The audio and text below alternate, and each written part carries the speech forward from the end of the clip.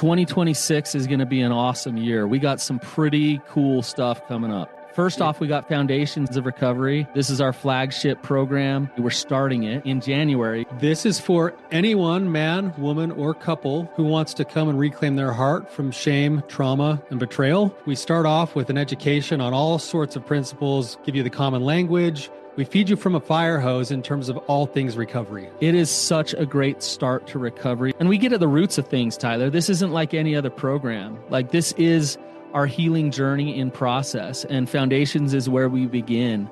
If you look at the value that you're getting there to kick off a good recovery with all of the right education, all of the right language, and a team to get you started while also being directed by Brannon and myself through the whole process, what a deal. So if you're interested, if you're struggling, if you've been wanting to do something for a long time, jump into this. This only comes around every so often, and we would love to have you there. Click the link in the description to sign up for it. And to make it even sweeter, we're also including a raffle for a free pass to the Radiant Dawn retreat. Anyone who signs up for Foundations will be added to the raffle for that free Radiant Dawn pass. If you're a man and you sign up for Foundations, your name still gets entered, and you can give that pass away if you win it to any woman that you want to. So what you're saying, Tyler, is if you sign up and participate in Foundations, you could possibly go to Radiant Dawn for free? That's exactly what I'm saying, which is crazy because Foundations by itself is already an insane value. Man, I sound so salesy. But it actually is awesome. So come to Foundations. And even if you don't come to Foundations, sign up for Radiant Dawn. It's beyond therapy. The best healing experiences that you can have. Click the link below and come join us. As I get back into the dating world, should I look for somebody without a porn problem? Welcome to the Therapy Brothers podcast. I'm Brannon. I'm Tyler. We're brothers. We're therapists. And we know recovery. Bring your stories, your questions, your successes with real recovery.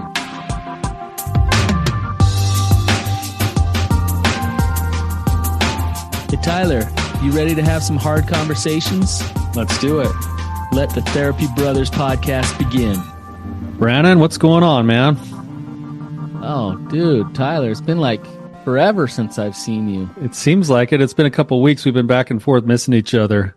Yeah. I mean, you're always off like on some random thing. I never know the trips you're going on. It's like random places. It's not quite as random as going to Peru for 2 weeks. So I don't know, like some weird podunk town in Kentucky is pretty random. I don't even know where you were. We never actually made it to Kentucky. We were supposed to, that's the whole purpose was to get to Kentucky for my wife's graduation. And instead we ended up doing we decided to do this whole trip of going through her childhood. So we landed in Atlanta, and she showed me all of her childhood stuff in Atlanta. Then we went to Tennessee to Chattanooga. She showed me some stuff there. And then we were supposed to go up to Kentucky, but we found out that we missed the graduation. You flew back there to go to the graduation. Yeah. And then we missed the graduation. So we ended up just continuing to stay in Tennessee, and we just got to do a lot of memory stuff. She got to tell me a lot of her own childhood stuff. It was really a choice, actually. Really awesome experience. Oh, good. Great trip. So thank goodness for graduation, because we wouldn't have had the trip we did. Yeah. But the trip was phenomenal. So it was really good. Yeah. Well, that's how life goes sometimes. Yeah. Yeah. That's awesome. And congratulations to Rhiannon. That's amazing. It's a big deal. She's worked really hard. Shout out to her for finishing this up and doing it. So that's awesome. Yeah, she's awesome. Yeah. All right, Tyler, you have a review? Yeah, we got another new review that came through, and it references one of our old callers. So we wanted to read it and throw a shout out here really quick. This one comes from Because She Can, and it says, "Thank you for being so brave to share. Episode number 335. Shout out to Olivia. Your story touched my heart. Keep doing your work. It's impressive to hear your awareness and self-reflection and grow. I did not hear you were broken. I heard you were wounded as a child and you're healing. Your story opened up some insight into what I believe my husband is struggling with also. Great episode. Thank you, Tyler and Olivia, for sharing this with me." Awesome. Love those reviews. Love when they shout out to guests and acknowledge the courage and the vulnerability for coming on. So Yeah. That's awesome. So speaking of that, we have a guest here who's been courageous and is willing to be vulnerable some and come on our podcast. So, Angela, She actually has already acted with courage because she's fresh off of the Radiant Dawn conference and she survived it. I did, barely. No. It was awesome. Angela, if you could give us a little context, a little background, and ask away. All right. So I am coming up on the year anniversary of my divorce. I was married for 15 years to a sex addict. Um, I'm getting to the point where I'm starting to think a little bit more about dating, and I wondered if it's worth um, looking for somebody that doesn't have issues with porn, or if that's kind of just unrealistic with dating in my late 30s. Tyler, do you want to answer her? Yeah, before we get yeah. I have a lot to say about this. We could give some quick and fast answers, but there's actually a lot more discussion inside this question, I Yes. think. So, you said you're a year into having been divorced, and you're finally kind of in the spot where you personally feel like you're ready to start leaning back into that world of pursuing relationship again. Right, right. Yeah, I've been working with a therapist pretty closely, and I'm almost to the point where I feel like I can start dating again. Okay. Before we get all the way into your question, I'm sure going through the process that you've been through your marriage, through the recovery process, through whatever you've done over the last year, you've probably had some new insights, made some changes in your own life. I guess I'm just wondering if you can put into words any of those. Are there any tangible changes inside of you in the way you see yourself, relationships that are different now than they were before? Absolutely. I struggled with just being able to love myself pretty much my entire life. That struggle got a lot worse during the marriage. I was blamed for everything. There was a lot of gaslighting and emotional abuse. And so I'd say that that's the area that I've worked on the most. I also feel like going to the retreat was a really big step in that direction for me, and being able to see myself the way that God sees me, and seeing my strengths accurately, and just being able to love the person that I am. I think, Angela, that's amazing that you're willing to. I love when people. This is going to sound weird, but I love when people get divorced, and after the divorce or even during the divorce, they don't just turn to the partner and blame, Right. and then do nothing in terms of their own healing. I always say get maximum return out of your divorce. And what I mean by that is it's an opportunity for self-reflection and growth Absolutely. and healing on a real deep level for you. And what you're describing is that you're open to doing that and you're willing to do that, which is going to be amazing for you in terms of setting you up as you jump back into relationships. Yeah. You're gonna resonate differently. You're gonna attract different things into your life because you're making shifts and healing yourself first and foremost. Yes. So that's awesome. I Thank think you. it's incredible that you've gone that direction, and you are getting maximum return on your divorce, as Brannon would say, because the focus is on self and growth. And as long as you're doing that work, then the topic of this question becomes a pretty easy discussion to have, I think. So I kind of want to know, Angela, as well, what's behind the question in terms of like, how are you actually feeling about whether or not to date someone who's had porn problems or not? What is the emotional process behind your question? Um, I'd be lying if I said there wasn't some fear involved. Um, I learned a lot, um, being married to the person that I was, with his flaws, his strengths. I don't know that I would say I want to go that route again, though. It, I mean, it would be ideal to find somebody that knows who he is and has done his work and just doesn't need to use, you know, the negative things as coping mechanisms. Um, I just know, like, I'm almost 40 and I feel like most people that don't have those issues are already married. Um, so I don't know how realistic it is to even try and look for that. When my former and I were first dating, I actually asked him about his pornography use while we were dating.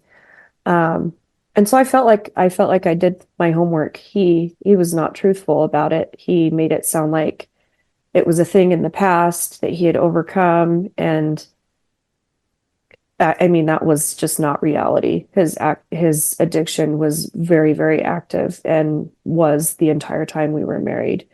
Hmm. So I don't feel like, I mean, even asking flat out is necessarily going to get me a truthful answer.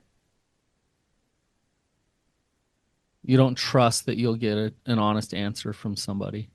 Well, I don't know. In some ways, I think that it would be a relief for them to say, yes, I do have an issue with it. It's something I'm working on. I think if somebody were to say no, I would have a hard time believing them. Yeah.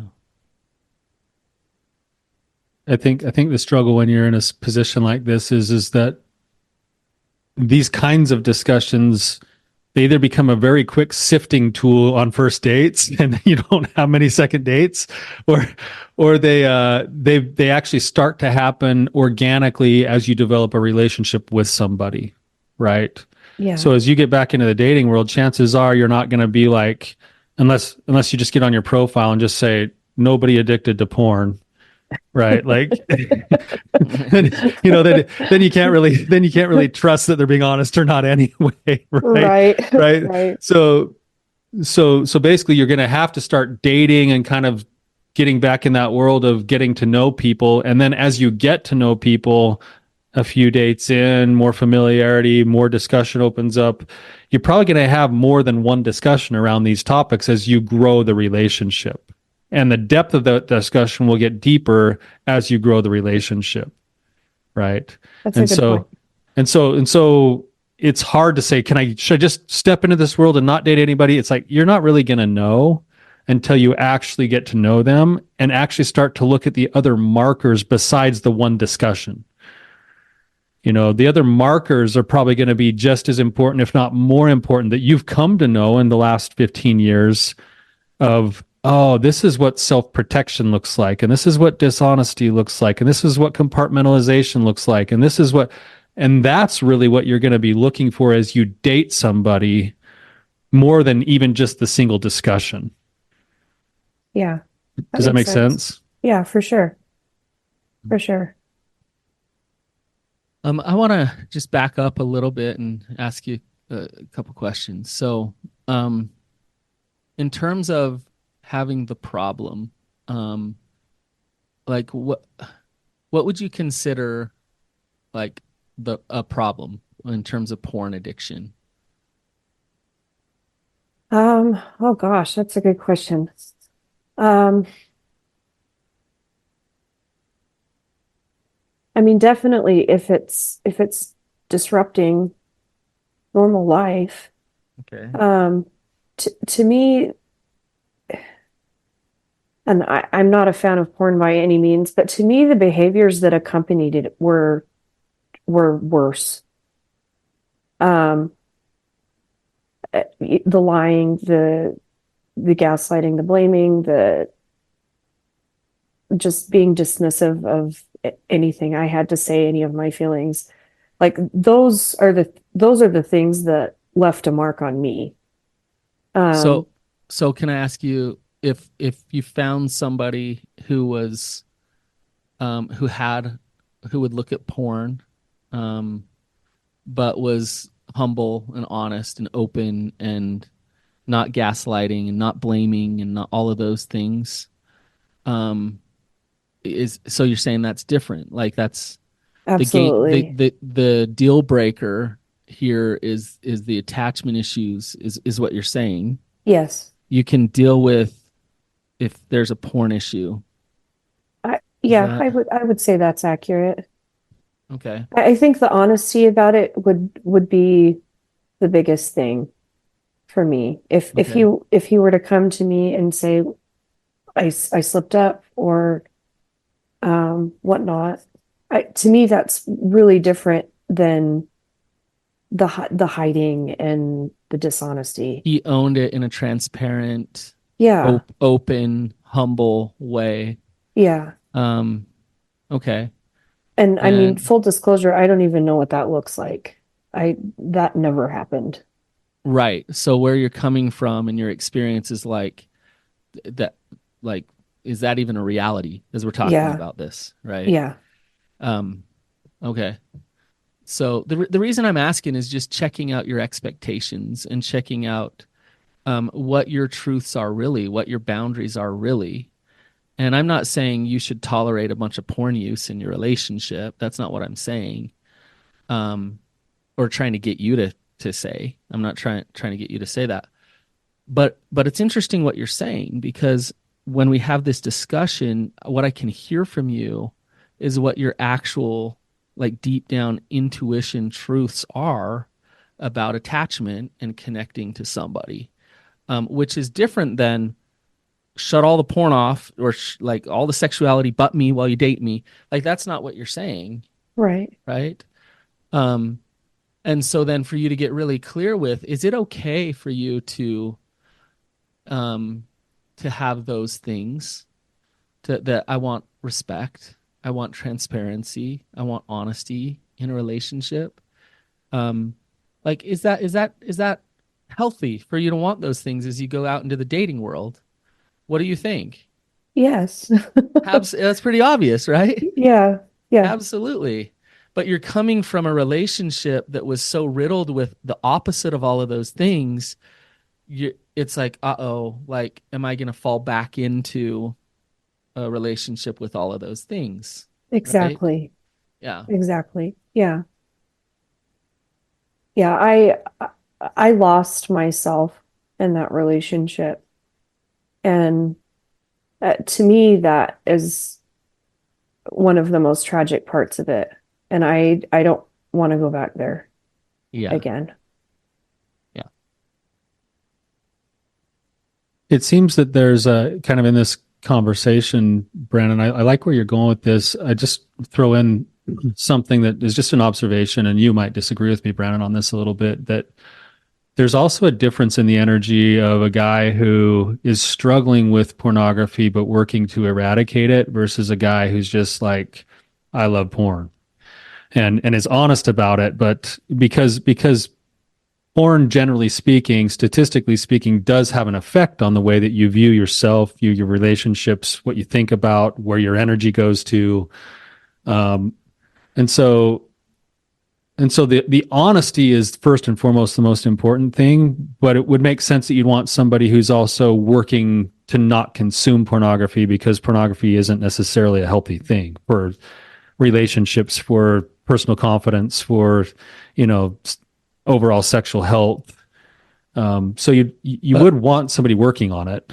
Yeah, Tyler, I'd say absolutely. But I'd also add, like, there's a third option, which is the worst, which is acting like I hate porn, But then looking at it, using porn all the time, feeling a ton of shame, um, turning the tables back on the partner, gaslighting, and all of those things. That's Like it is a better option to find a man who's like, I love porn and I'm gonna own that and be honest with you, and you can choose into a relationship with me or not, Yeah. right?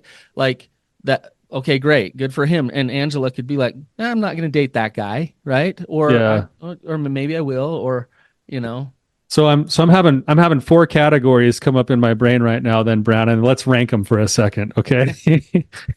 You've got the guy who looks awesome and is lying like crazy and has a hidden porn addiction. Oh, narcissist. You got the guy who doesn't want to give up porn, but he's at least honest about it. Okay. And you have the 25% of men that just don't look at porn. And then you have the unicorn of a man who's had a porn addiction, who's now in recovery and not looking at porn, but has done all the growing and learning that goes with it. Can I add one more? Okay. The shame-based guy that over discloses and shows up so weak and beats himself up all the time for his sexuality and looks to his wife for validation that he's okay. So he's honest, right? He's honest, but shows up so weak and in shame. Right? Because he's trying to get his validation through the woman he's with rather than from God. Right. And so like from Angela's point of view, and I don't want to speak for you, Angela, here too much, but like that, even that isn't awesome. It's like, good, you're being honest, but it's like in a weak, pathetic way where you're trying to consume me for your self-worth. Yeah. Do you want that, Angela? Not particularly. Okay. So Brannon, I want rank those five for me. If you have your daughter, Brannon, if you have your daughter and she's bringing boys home. In fact, I have this happening right now. I've got my second daughter just brought a boy home this weekend. Can't wait to meet him. What's that? Can't wait to meet him. I know. If I need to kick his ass, let me know. I don't know yet. So, yeah. So out of those five, and there's probably spectrum across the whole thing, but out of those five, when your daughter comes home with this boy and stays for the weekend, you get to know him a little bit and you realize that he's in any of these five, which ones would you still endorse her continuing to date him on? Which ones would you say, hey, there's going to be some big problems? Well, there's an obvious one that I would choose, and it's actually the man in recovery. So I would love for my daughter to date somebody who's been through something, who's actively working recovery. But there's an element to that man that I think is important and that we don't talk about enough. And it's not just that he's battling porn all the time and trying not to look at it. It's that he's owning his sexuality. He's loving who he is as a sexual being. And because of that, he's transparent and he's honest and he has some good control over who he is as a sexual being. But he's not just Mr. I don't have any sexuality in me other than just like our relationship, because he's honest. And so a man in recovery who's honest and owns his sexuality, absolutely, that is the man I would want my daughter to date. Right. Yeah.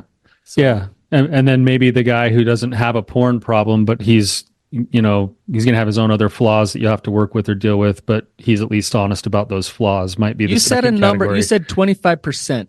Well, about 70. Where are you pulling that out of? We're saying about 70% of men access pornography at least monthly, right? Yeah, I guess that is the stat we've used for years. I don't know that you consider that all addiction or not, but I see what you're saying. That's kind of what I'm going off of. Yeah. Is if my daughter's married to a dude who's looking at porn once a month, like as a father, I'm going to be a little bit concerned about that. I'm going to be more concerned if he's lying and hiding about it than if he's being honest about it. I'll be way less concerned if he's actually doing the work. And this is the part, Brannon, I come back to what you're saying and answer my own question to you is, as a father of 4 daughters, I welcome them dating and marrying men who are actively in recovery. And it's not because they've conquered the porn habit. It's because listen to these traits that happen when you get into recovery.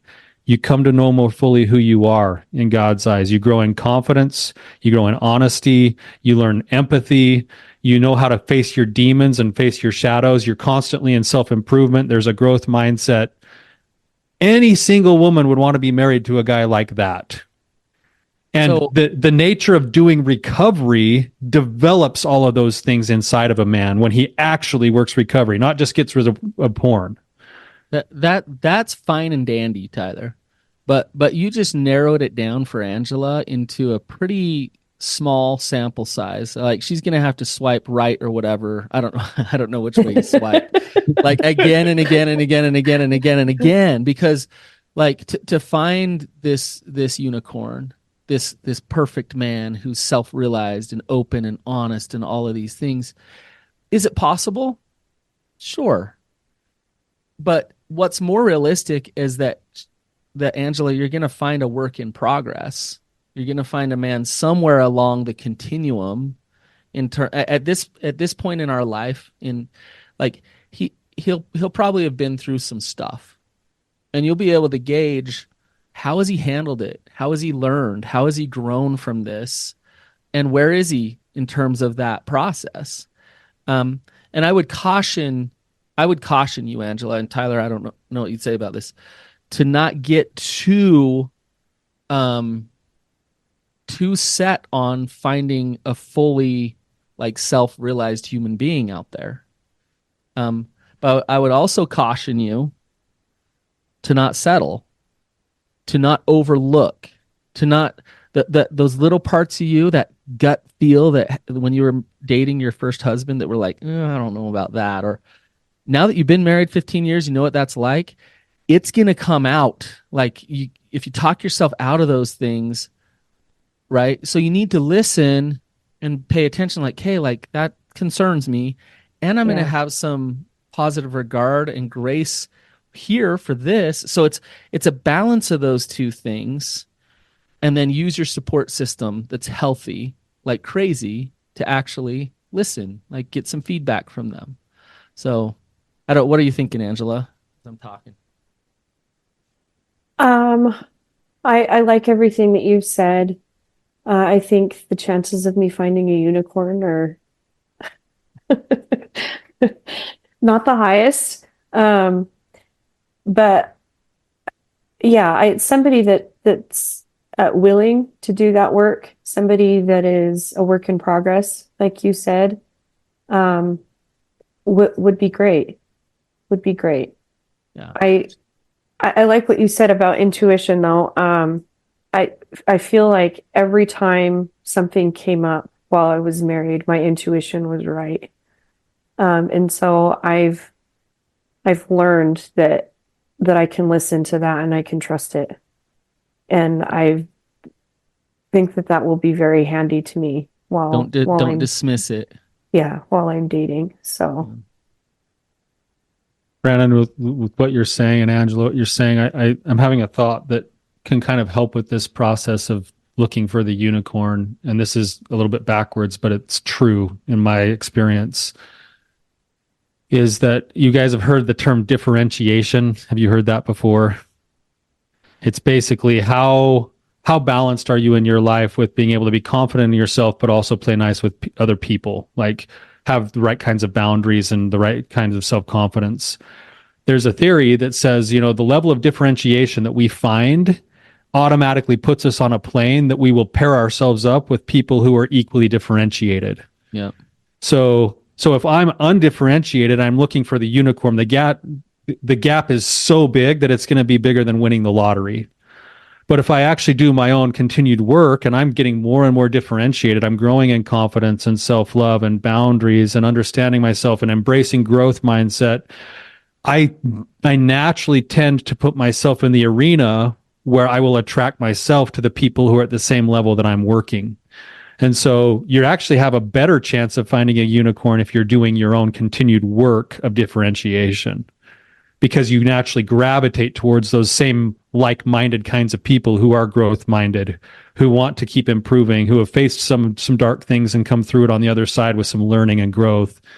And so I don't think it's actually totally outside of the realm. And I'm saying the person who's already been through all of that and is actively working is the unicorn. But there's also another group of people they would consider themselves the ongoing work in progress. I want somebody like that. I want to be with somebody like that. I want my daughters to marry somebody like that. I want my daughters to live their life like that. because that's what life is all about. It's continued growth, learning, improvement until we die. Right. Yeah. Yeah. I just think, Tyler, we've had this conversation before. Tyler, a while back we were talking, we were saying, what's the number one thing that people have that make their relationship work? Like the people who have good relationships, what do they have?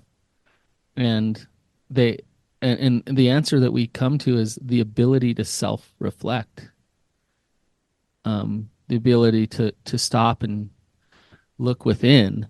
And in many ways, that's what Tyler's talking about with this differentiation is, um, I'm not going into a relationship to use you. I'm not going into a relationship to over attach to you. I'm going into a relationship because I love you. And oh, by the way, the relationship will reflect back to me a lot of things about me. And if I'm able to learn and grow as a result, boom, that's a good partner. Um, if I can't, if I get defensive, if I'm in my shame, then I'm disconnecting in that relationship, creating chaos all around me. Um, so yeah, we're talking about what we're talking about right now is healthy attachment, ultimately. So Angela, I see the wheels spinning in your eyes, and I don't even know if we've even gotten to answering your question yet fully. Like, what are you thinking? What's going through you right now?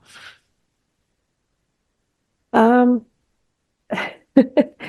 well, with Brannon talking about the ability to self-reflect, um, my ex didn't have that, mm, and so it's making a lot of sense why there wasn't any growth in the relationship. Um, I actually do think that you guys have answered a lot of it, a lot of my question. Um, I like what you've been saying about the unicorn and that being a good goal, but not necessarily a requirement. But somebody that's a work in progress is a great option too. how do oh Tyler, I please was just go. going to say, and then we'll go to your question, Brandon. The key to that, Angela, is that you're not responsible to find a fixer-upper and fix them. You're responsible to find someone who's actively working on themselves and then be there to be a reflector of that work. So that's the key is you don't want to get sucked into, oh, I found someone that I can fix. Like you don't want that. Right, right. I I've had some mixed feelings about that. So I'm glad that you said that because I've also felt like when my ex kind of came out with his addiction about 5 years ago, um I like I feel like I did a really good job in just jumping headfirst into the addiction world. I was listening to you guys' podcasts, I was reading books, went to therapy. Like I did everything that I could as a spouse to help him. And I feel like I came away understanding some things. Like I learned things about pornography and the effects that it has and just what's healthy in a marriage and what isn't. And I want to use those skills and that knowledge going forward.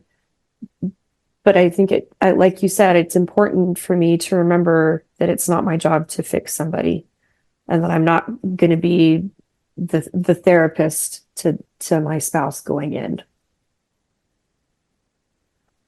A lot of times, and this is a whole other topic, but a lot of times the reason somebody becomes the therapist or the fixer is because they're trying to get their worth from their partner by feeling like, hey, I'm important. I can help. I can take this on. I'm strong, and so when you do your own work, Angela, you're going to get to the point where it's like, look, I don't need to be the savior.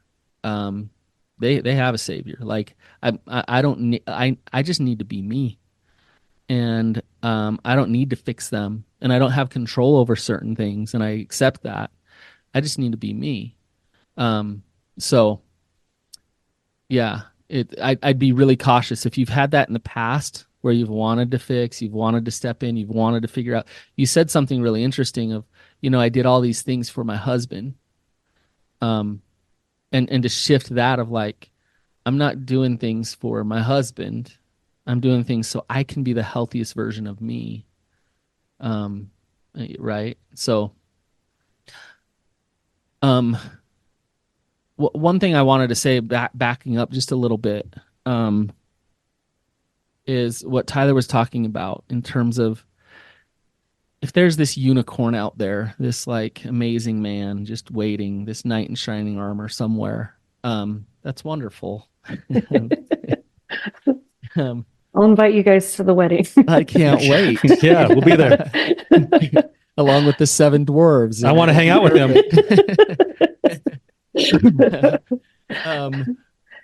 But like what Tyler's talking about, differentiation, and we're talking about healthy attachment.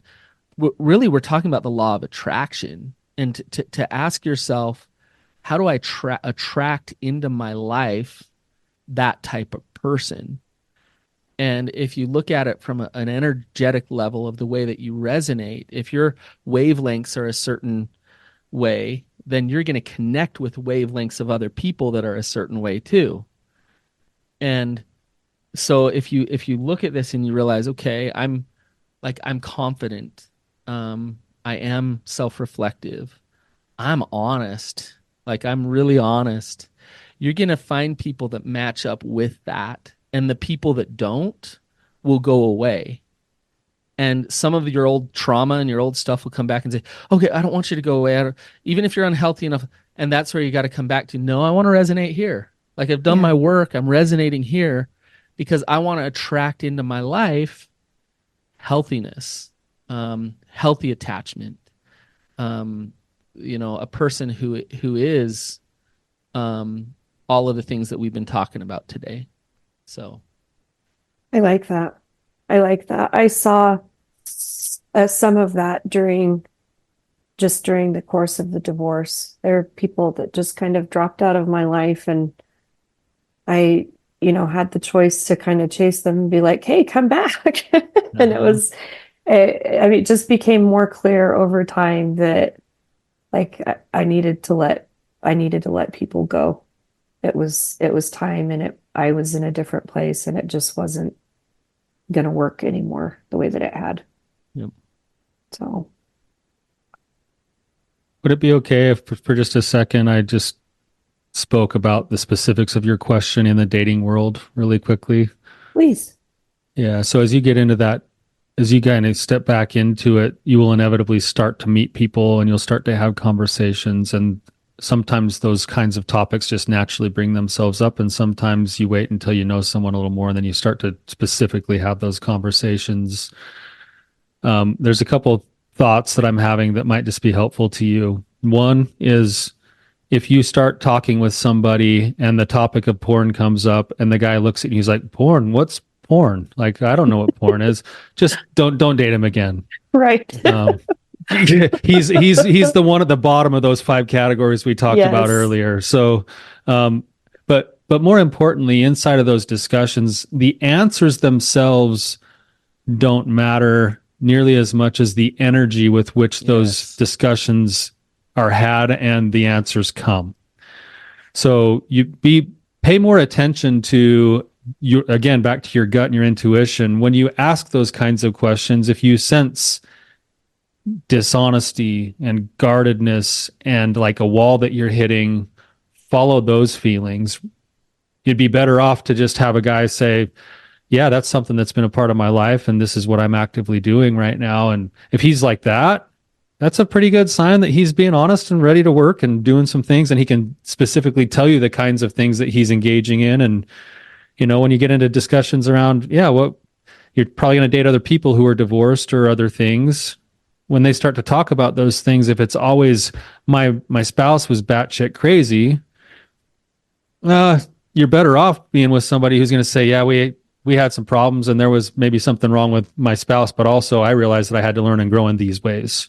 Yeah. That's going to feel a lot different So follow your gut. Make sure you're picking out principles of humility, accountability, openness, growth mindset.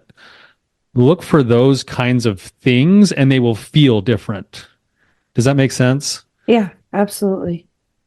You said, Angela, that your intuition is pretty spot on. It's just a matter of trusting it, like a matter of like actually listening. And that intuition, what Tyler's saying, that gut feel intuition is you're reading the truth. You're reading the energy. Intuition is about affirming to you what is true. Yeah. And when you betray yourself or sacrifice your truths for attachment because you want love, that's where you get in big trouble. And so when you don't need, you're not desperate for that attachment, you don't sacrifice your truths, you're going to find a person who is honest and doesn't sacrifice their truths and is healthy. And then actual love can happen in that relationship. So you're doing the work to get there, to be that type of person. And I think you've kind of done it perfectly in terms of pumping the brakes a little bit, doing your own work, setting yourself up for success. It's the wild, wild west out there. Yes. So be careful. Yeah. I've Angela, some people coming out of betrayal trauma, they do start to trust their gut again. And but they still have a hard time sometimes because of all the gaslighting, all the crazy making. So they question themselves. So like I said before, a good support system is really important. And not to say that you shouldn't get to a place where you do really be able to step in on your own. I've probably broken up like 6 engagements. And I've probably put my stamp of approval on 4 or 5. So old clients will come in and they'll find a new partner and they'll sit down and they'll say, here they are, what is it? And then I'll kind of we'll talk afterwards and say, well, it seems like you're overlooking this or that. And they're like, I know I am. It's like, well, if you want another marriage like you just had, like, go for it. Yeah. So if you start dating again, if you start getting more serious, I'm sure Tyler and me, we're happy to kind of do our own assessment and give you our feedback. Oh, I'm totally taking you up on that. And the principle Brannon's saying is, I think, actually very true, is if you have a solid team, you might get different perspectives from 5 or 6 different people, and you don't have to listen to everybody, but take all of that and then run it through your own system again and go, okay, what's the truth here? And then you'll at least be able to go in with a little bit more of your eyes wide open, even if you pursue it, going, okay, those are the things that are probably going to be issues as we continue to further this relationship. Yeah. Right? At least you're aware. Right. Not blindsided by it. So, Angela, I hope this was helpful. Any last questions for us? Any other things? Nothing comes to mind. I appreciate you guys taking the time to chat with me about it. This has been really helpful. Awesome. Well, I think you're in the right place, and you're courageous, and you're shifting for the good to create good things in your life. So thank you. Keep it up. Thank you. I feel it in you. You definitely have your eyes focused in the right direction, and it's going to lead you down probably a pretty little bit of a bumpy path, but it's going to be a good path. As long as it's a good path, not just needless suffering.